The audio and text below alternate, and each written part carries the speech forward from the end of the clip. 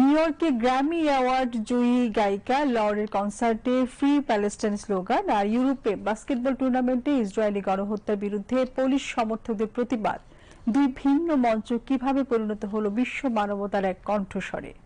BTV নিউজের ধারাবাহিক প্রতিবেদন ভয়েস ফর প্যালেস্টাইনের আজকের পর্বে এ নিয়ে বিস্তারিত জানাচ্ছে গোলাম মর্তুজা।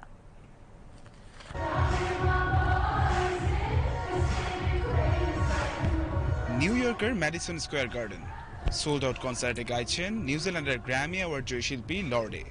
হঠাৎ গান থামিয়ে তিনি মাইক্রোফোনে চিৎকার করে বললেন, ফ্রি প্যালেস্টাইন।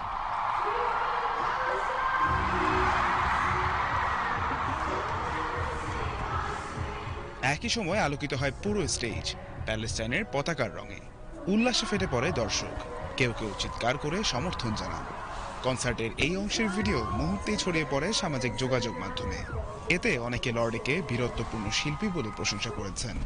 গাজার চলমান সংকটে তার এই বক্তব্যকে দেখা হচ্ছে এক রাজনৈতিক ও মানবিক অবস্থান হিসেবে। এর আগেও লর্ডে প্যালেস্টাইনের সমর্থনে সামাজিক মাধ্যমে বিভিন্ন পোস্ট শেয়ার করেছেন। তবে কনসার্টে এই সাহসী উচ্চারণ তার অবস্থানকে করেছে আরও স্পষ্ট।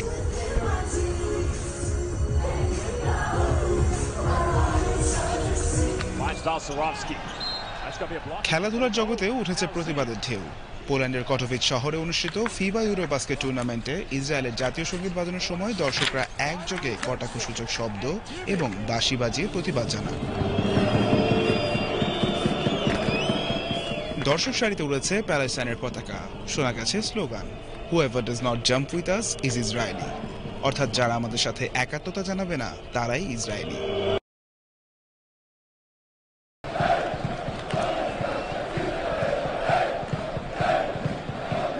খেলা শুরুর আগে এরিনার বাইরেও ছিল বিক্ষোভ। বামপন্থী ক্যাটাভিস ফর প্যালেস্টিন আর দক্ষিণপন্থী অল পুলিশ ইউথ সংগঠন একত্রে দাঁড়িয়েছে একই দাবিতে, stop the genocide in Gaza. Israeli খেলোয়াড়দের নিরাপত্তা নিয়ে ছিল উদ্বেগ। তাদের পরামর্শ দেওয়া হয় জাতীয় প্রতীক গোপন রাখতে এবং কম প্রোফাইলে থাকতে। শেষ পর্যন্ত পোল্যান্ড 66-64 পয়েন্টে জয়ী হয়। এই ম্যাচের আলোচনায় পোল্যান্ডের জয়ের চেয়েও বড় খবর ছিল গাজা নিয়ে প্রতিবাদের আওয়াজ।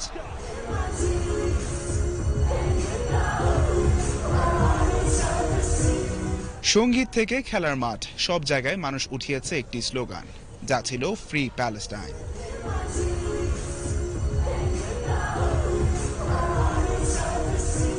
গাজার পক্ষে এই কণ্ঠগুলো মনে করিয়ে দেয় মানবতা কখনো হার মানে না, শুধু রূপ বদলে আবারও জেগে ওঠে নতুন মঞ্চে, নতুন গানে আর নতুন স্লোগানে।